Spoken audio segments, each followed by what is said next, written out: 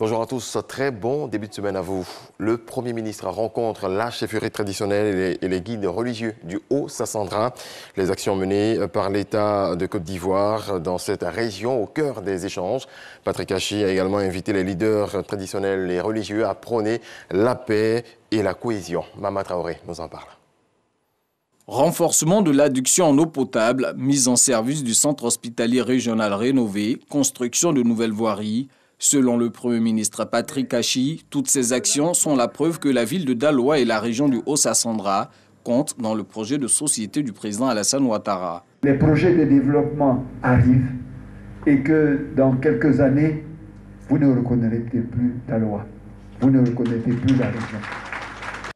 Ces assurances données, le chef du gouvernement a transmis aux chefs traditionnels et religieux le message du chef de l'État, message leur demandant de s'impliquer davantage dans la préservation de la paix et de la stabilité, préalable à la réalisation de toute action de développement. Quand on se développe, la pire des choses qui puissent vous arriver, c'est de s'arrêter. Parce que quand on s'arrête, reprendre est encore plus difficile. On a connu des crises qui nous ont fait toucher pratiquement le fond. Il a fallu 10 ans d'efforts au président, à son gouvernement, à vous-même, pour que, à nouveau, la Côte d'Ivoire et son nom rayonnent dans le monde. De grâce, même si ce n'est pas pour vous, si ce n'est pas pour nous, ayons une pensée pour nos enfants. Ayons une pensée pour nos jeunes frères. Que demain, parce qu'il y aura un demain, comme il y a eu hier, quand ils viendront, ils aient un pays où il faut bon vivre et où ils puissent ajouter à ce que leurs parents ont fait, qu'ils puissent également ajouter quelque chose pour que le pays continue à se croître de génération en génération. La chefferie accorde un écho favorable au message livré par le Premier ministre. Nous sommes garants de us et coutumes et nous sommes ceux qui sont les partisans de la cohésion sociale. Nous ne voulons pas de compromissions. Donc nous travaillons de concert avec les autorités parce que nous savons qu'une région qui brûle est une région qui est en perte de vitesse. Or, nous ne voulons pas que la région du Haut-Sassandra, et particulièrement le département de Daloa, soit un endroit où il y a en tout cas des déviations. Un siège pour la chefferie traditionnelle du Haut-Sassandra, en plus d'une dotation en matériel roulant. Telles sont les promesses tenues par le chef du gouvernement afin de remplir cette mission de paix. Diaspo, c'est le nom qui leur est attribué lorsqu'ils se rendent au Burkina Faso. Ce sont pourtant des Burkinabés nés en Côte d'Ivoire, mais qui retournent dans leur pays souvent pour poursuivre les études ou pour travailler. Ces derniers sont confrontés à quelques problèmes d'intégration. Sidonie Davila.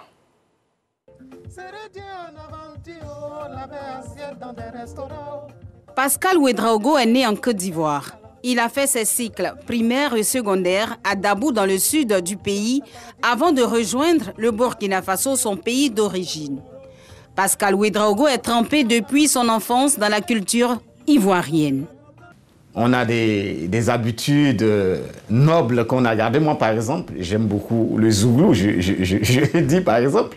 Et donc, par moments, quand je vais vibrer, quand je vais me sentir, c'est-à-dire je vais me défouler, il y a des quartiers zouglou, je vais dire, il y a des maquis qui jouent ces sons-là. Aujourd'hui, il est directeur des études de la planification et des statistiques à l'université Kizerbo de Ouagadougou.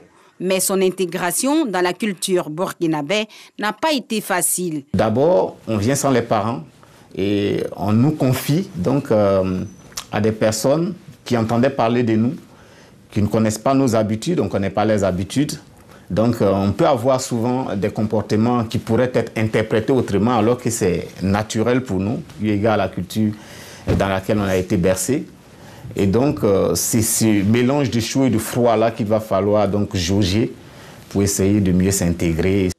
Ivoirien dans l'esprit, et il n'est pas seul dans ce cas. Les pieds au Burkina Faso et la tête en Côte d'Ivoire, David est chargé de mission. Quand nous sommes arrivés, on a constaté que, mais attends, le Burkina a des qualités. Quand on regarde au niveau des infrastructures, il y avait également des éléments quand même qui nous donnaient une certaine fierté. Et il y a aussi cet esprit-là de concurrence saine, de vouloir que notre pays puisse atteindre quand même le niveau de développement de la Côte d'Ivoire. C'est en 2001 que David est rentré à Ouagadougou pour poursuivre ses études. Pour lui, le croisement s'est fait au niveau de la langue, de l'accent, des habitudes. Quand vous vous exprimez, automatiquement, tout le monde commence à dire « mais tiens, on vous traite d'ivoirien ». Voilà. Voilà, que tu es ivoirien. J'ai dit non, je suis burkinabé. Que non, toi tu es ivoirien. Donc en réalité, on est qualifié d'ivoirien. Nous aussi, nous ne sommes pas laissés faire. Hein. Voilà, parce qu'il fallait travailler aussi à s'intégrer, parce que dans tous les cas, c'est ton pays. Au niveau culinaire, bon, je pense qu'il n'y avait pas trop de difficultés, hein, parce que les habitudes alimentaires, culinaires et tout ça se retrouvent au Burkina. Donc en réalité, quand tu veux manger de la tchéké, il y en a. Quand tu veux manger du foutou, il y en a. Une fois au Burkina Faso, des milliers d'étudiants burkinabés ayant vécu en Côte d'Ivoire se retrouvent liés par le même destin. Je suis venue, à peine 6 à 7 mois, je suis repartie. Je n'arrivais pas vraiment à m'intégrer, je n'avais pas assez d'amis ici. Donc je suis repartie en Côte d'Ivoire, allée faire 2 mois, revenue. L'année qui a suivi encore, je suis partie. Je suis revenue, je dis mais finalement si c'est comme ça, je ne vais jamais m'intégrer. Je vais m'y forcer, rester, voir ce que ça va donner au bout de 2-3 ans. Si vraiment je n'arrive pas à m'adapter, là je vais me décider. Mais voilà que ça fait 3 ans, disons 4 ans maintenant que je ne suis plus repartie en Côte d'Ivoire. Je pense que ça commence à aller. Parmi eux, des cadres supérieurs. Le ministre de la fonction publique, Seni Ouedraogo. Il faut garder l'espoir. Il suffit de regarder la composition de notre gouvernement. Plusieurs ministres qui sont au gouvernement, il suffit de ce qu'on appelle la diaspora. Donc pour moi, il n'y a pas de frustration à avoir, peu importe les origines. De toute façon, l'homme a toujours été l'objet d'un métissage culturel. Et pour moi, c'est une force plutôt que d'être un handicap. L'association des anciens élèves de Dabou, mieux l'association des étudiants burkinabés ivoiriens, s'apparente à une deuxième famille. Et il faut dire que ça a commencé déjà avec les grands frères. Voilà, nous sommes venus trouver l'association comme ça et avec les tests, nous sommes en quelque sorte le bureau qui est là. Nous nous retrouvons pour échanger un peu sur comment on fait pour s'entraider, comment on fait pour ne pas trop stresser et comment on fait pour s'aider mutuellement. Aruna Nikema, directeur général de société, fait partie des soutiens de ces jeunes. En début des années 90, nous sommes parmi les premiers à être rentrés après le bac et on a eu des difficultés pour s'intégrer, d'énormes difficultés. Et ce qui fait qu'on s'est tous promis que si on arrivait quand même à avoir une réussite, je dis bien relative, on aiderait ceux qui viendraient après nous. C'est ainsi que moi j'ai trouvé tout à fait normal que tous les jeunes frères qui sont rentrés après moi, je puisse les soutenir. De la Côte d'Ivoire au Burkina Faso, un brassage culturel profitable. On apprend beaucoup de ces gens-là parce qu'ils viennent charger de la culture ivoirienne. Et c'est ça aussi qui fait un peu la plus-value. C'était un mot marginalisant. Quand on disait que vous êtes diaspora, c'est un peu marginal. Ça sent l'exclusion. Mais au fil des temps, la dynamique a fait en sorte que beaucoup se sont appropriés les concepts et en font maintenant un concept de désignation de soi. Et vous allez voir beaucoup de personnes qui sont fières de dire ben, « moi je suis diaspora ». Maintenant, la nouvelle situation, ce n'est plus les autres qui vous représentent comme diaspora, mais c'est vous qui vous présentez comme diaspora dans l'envie de créer une différence avec les autres. Tu as un poteau, c'est pas ça? Ouais. Voilà, donc il faut garder ça en toi. C'est que c'est ça, j'ai le levier. La vie des diasporas est faite de nostalgie, de souvenirs non effacés. L'envie de la loco, de la tchéké, parler le nouchi, l'argot ivoirien, des empreintes indélébiles de la culture ivoirienne, au pays des hommes intègres. En vue de faire face à la cherté de la vie, le gouvernement ivoirien a arrêté certaines mesures, 8 au total, des mesures saluées par les organisations de consommateurs qui se sont exprimées lors d'une conférence de presse. Franck Akwadio. En tout cas, dans ces 2 jours-là, le marché est très cher. Si tout banane même là, on ne peut pas payer. Actuellement, banane, il faut 1000 francs, 2000 pour pouvoir avoir banane. Au petit marché de Cocody comme ailleurs, le même langage tenu par les consommateurs. La flambée des prix des denrées de grande consommation, une réalité. Les clients payent nous, les chocs, c'est pas nous. C'est là où on s'en paye là. En tout cas, le prix est monté vraiment. Des prix à la hausse qui interpellent. Et le gouvernement a pris la pleine mesure des plaidoyers. Une série de mesures d'ailleurs arrêtées en Conseil des ministres du 21 juillet dernier. Face à la relative hausse des prix de certains produits de première nécessité, le Conseil a arrêté les mesures ci-après. Il s'agit également de l'encadrement des produits de consommation de première nécessité, tels que le riz, l'huile de palme raffinée, la viande de bœuf, la farine.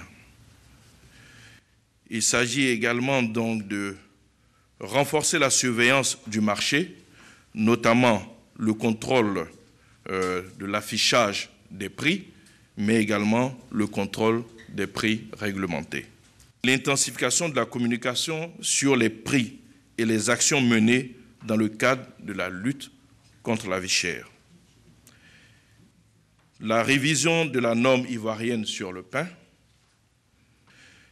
de l'installation des comités locaux de lutte contre la vie chère et du renforcement de la lutte contre le racket sous toutes ses formes. Ces mesures, au nombre de 8, prises par les autorités, fait suite aux négociations menées par ces organisations de consommateurs. Face à la presse, ces dernières traduisent leur reconnaissance au gouvernement. Nous avons travaillé longtemps avec notre tutelle, le ministère du Commerce et de l'Industrie, et cela a abouti au dernier Conseil des ministres à la prise d'un certain nombre de mesures. Donc oui, immédiates. Il était important pour nous déjà de dire merci aux autorités pour ces mesures immédiates-là. Et deuxièmement, il était important que nous sensibilisons, nous exhortons nos autorités à la mise en place d'un comité de suivi et d'évaluation de ces mesures immédiates-là qui sont censées vraiment soulager rapidement les consommateurs. Nous allons faire de telle sorte que toutes les villes de la Côte d'Ivoire, communes, villages et campements puissent se retrouver, puissent veiller à l'application des 8 mesures qui ont été arrêtées par le gouvernement. Des organisations de consommateurs qui appellent à plus de solidarité populaire dans la lutte contre la cherté de la vie. Le souhait aujourd'hui, une rencontre à la primature avec le chef du gouvernement. Parlons musique dans cette édition. Le groupe Magic System retourne aux sources dans le mythique village d'Anoumabo. Asalfo, Manaja, Goudé, Tino présentent leur nouvel album envolé Zougloutique, l'intitulé de ce bijou de 12 titres qui fait l'objet d'un concert dédicace. Yannick Efoumi, Sidonie Davila. Mahakori, Anoumabo, place Papa Wemba. Il est pratiquement 22h30 lorsque les 4 magiciens font leur entrée sur scène. 2 heures non-stop de show s'ensuivent. Une dédicace aux allures de concert grand public. C'est un groupe mythique de la musique ivoirienne, le groupe Magic System. Je pense que le message, c'est de dire que la musique ivoirienne est de nouveau réunie. C'est le plus important à retenir là. C'est des grands frères, c'est des aînés pour qui j'ai beaucoup de respect, mais aussi des artistes qui ont apporté beaucoup à l'Afrique et à la Côte d'Ivoire. Aujourd'hui, pour moi, c'est le top niveau. Donc je suis là, je suis content d'être là, soutenir les Magic System, je suis avec mon binôme et c'est un honneur pour nous. Voix des sans-voix et ambassadeur de la paix, Asalfo ne manque jamais l'occasion de sensibiliser la jeunesse sur les fléaux qui minent la société. On est resté fidèles à notre manière de faire notre zouglou. Et donc on a abordé des thèmes qui sont importants comme l'environnement, l'éducation, le chômage des jeunes, les problématiques qui minent notre société. C'est ce que nous avons fait avec cet album envolé Zougloutique et on espère que le message passera. Magic System, fierté nationale et internationale, mais avant tout une fierté pour les habitants d'Anoumabo. Magic System, c'est notre fierté parce que grâce à eux aujourd'hui le village d'Anoumabo et Mahakori est sur le toit du monde. Plusieurs chefs d'entreprise locales et internationales sont venus apporter leur soutien aux magiciens. Le Magic System, c'est l'excellence. C'est une des valeurs chères également au groupe RTI. Nous sommes encore là pour accompagner ces 4 magiciens qui montrent qu'en Côte d'Ivoire, il y a des valeurs, il y a des talents, il y a un savoir-faire. Au nom du gouvernement, Miss Belmond, ministre de la Solidarité et de la lutte contre la pauvreté, est elle aussi venue réaffirmer la reconnaissance et le soutien de toute la nation à ces 4 garçons qui ont su porter haut les couleurs du drapeau national à travers leur musique. Magic System a su hisser le zouglou au-delà des frontières ivoiriennes à des endroits inespérés. Et pour nous, il était important que nous soyons là ce soir et nous disons merci à Magic System pour cette envolée zougloutique.